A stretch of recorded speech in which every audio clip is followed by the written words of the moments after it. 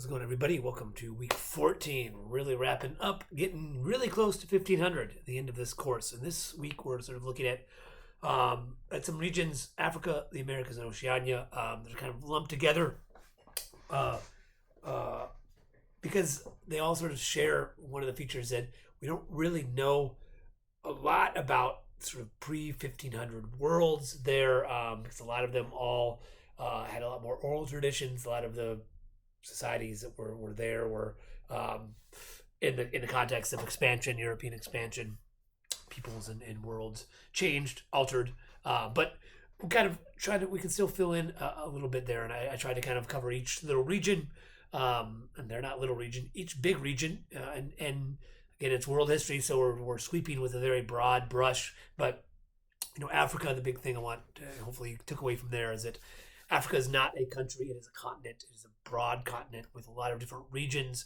Each region has its own uniqueness, from North Africa and Mediterranean, the Sahara people live in, the Bedouin societies, West African state systems, Central Africa with Zimbabwe, there's a video on, and East Africa as well, connected to the Indian Ocean trading networks. Again, I covered some things there. Hopefully you were able to watch the video on Zimbabwe. And then the Americas and Oceania, I gave, sort of North America, Central America, South America.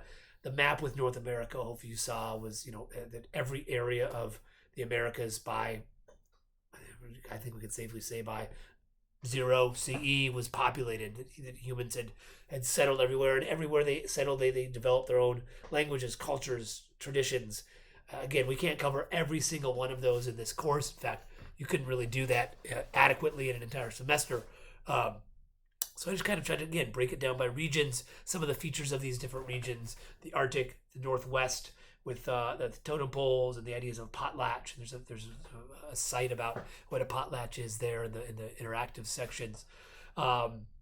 Talked about also the role of acorn farming, and how that was very much part of cultures, in all of the West Coast. Acorns, and the use, that these were living, terraformed environments that had been made by the indigenous peoples there. And then Algonquin, sort of Great Lakes area, and then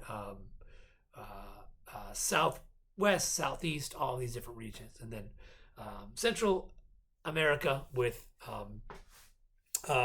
Aztecs, and the kingdoms there, Incas as well, and then into Oceania, sort of post Lapita. Lapita brought people there. There's started another wave of groups through Tahiti and then Hawaii. Talked about there some of the features there. The Kapu system, a lot are very much part of this Polynesian world. A lot of different sort of spread along and religions. Maui, the story of Maui comes in. Pele and those traditions were introduced to Hawaii through the Tahitians, Kahiki, 1200 CE.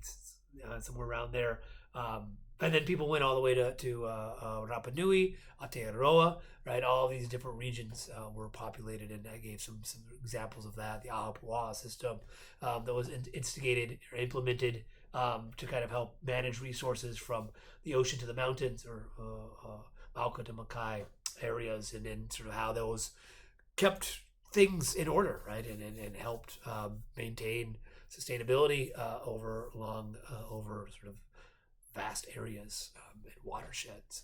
And I gave a picture of the Ahapua'a system of just this island, and you can see just how many there were there. So that's kind of it. And then just this week is a quiz.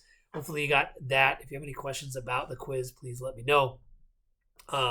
Same sort of first sections are pretty similar: maps, fill in the blank, matching, and then the 5 W's again. The 5 W's, there'll be 5 terms that from the review guide. Your job is to explain. There'll be a little rubric: who, what, where, when, why, and then you sort of fill that rubric in. The who, what, where, when can be just kind of pretty succinct. Who is this thing or person or event.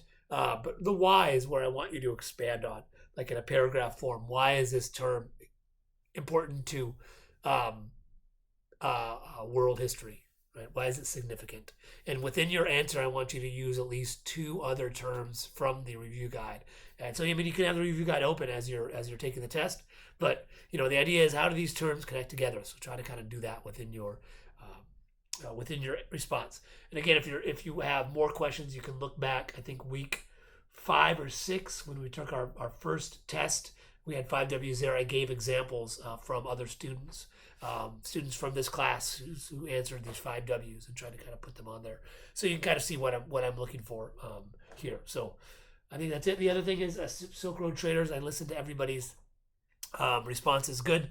And again, I wanted you to speak it because that helps practice pronouncing a bunch of places we're maybe not familiar with. Samarkand, Taklamakan Desert, Chang'an, these different places. So that was and I think people did a good job of showing what they took from place to place, but also sort of the process of transmission.